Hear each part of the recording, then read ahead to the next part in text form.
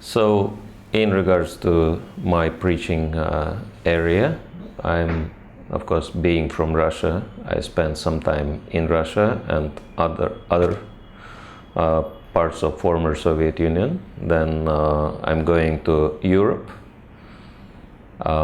mostly United Kingdom, and then regularly going to United States, Canada, Japan, Australia, Singapore, Israel, and a couple of times a year coming to India, mostly for pilgrimages. And the type of preaching I'm doing is connected to interfaith and public relations.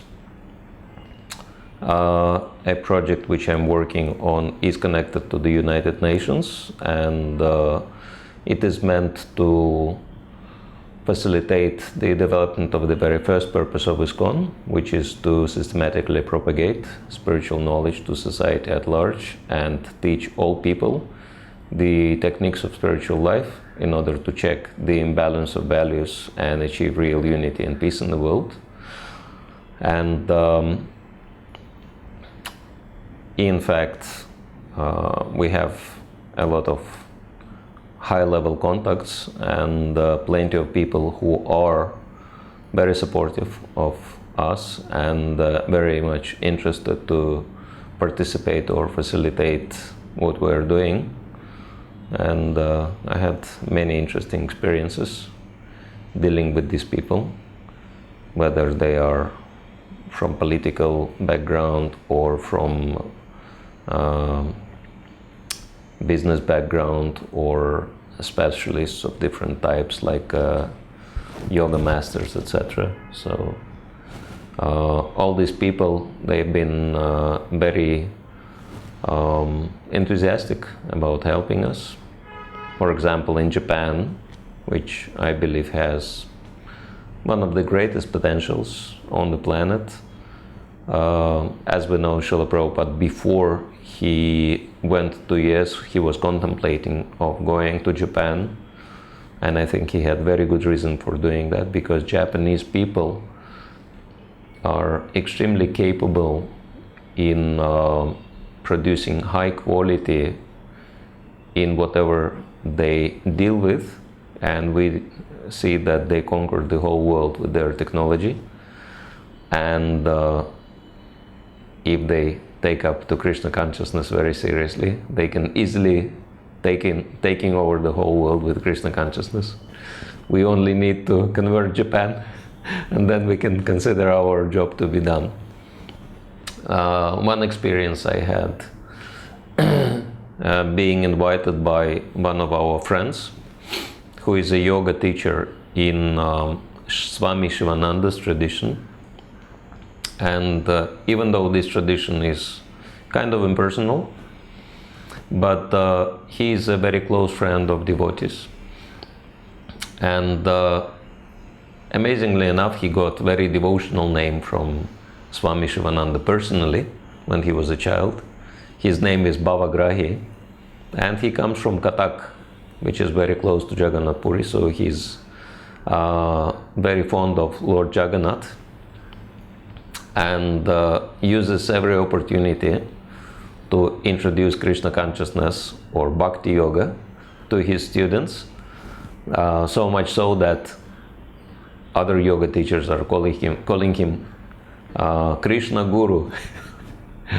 And he invited us to the program, and it was very interesting because when we came, we didn't know what to expect, but we brought instruments with us, and another devotee brought books.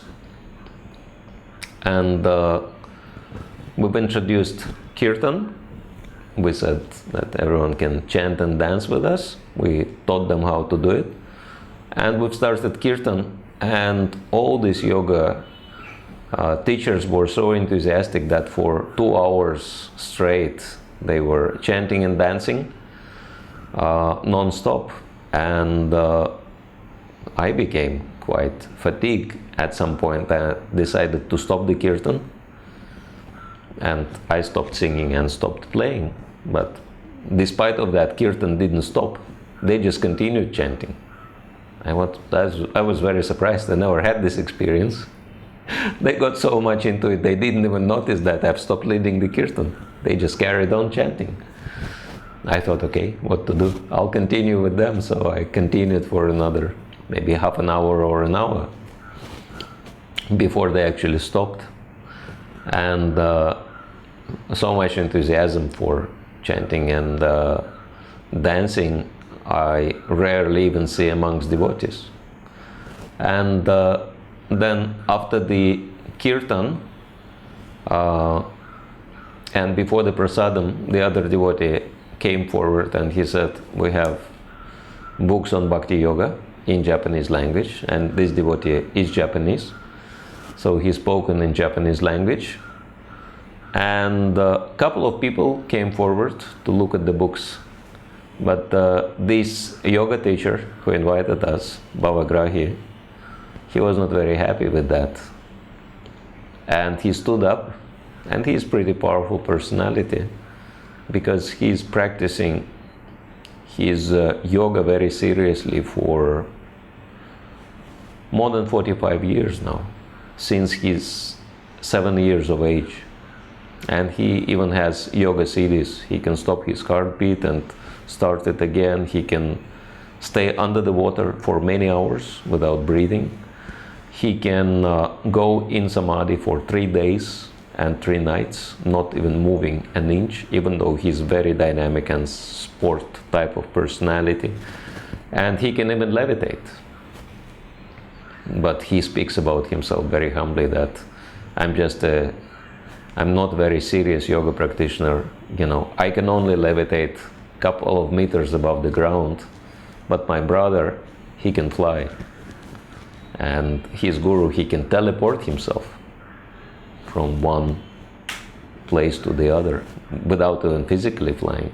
So he said, what I know is just, you know, like very basic and very primitive achievement comparing to what yoga can actually give. But he's very impressive. What he's demonstrating makes him so influential in the yoga world in Japan that he's the only person in the history of the country who was given yoga visa in Japan. And even though he's a marine engineer, but he never worked as such, he always taught yoga.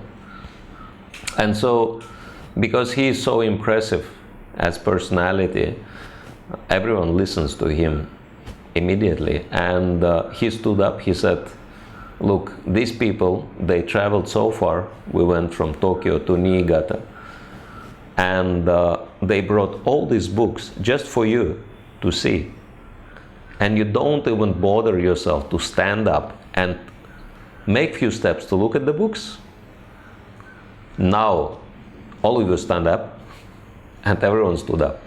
Line up, and every single one of you have to buy the book.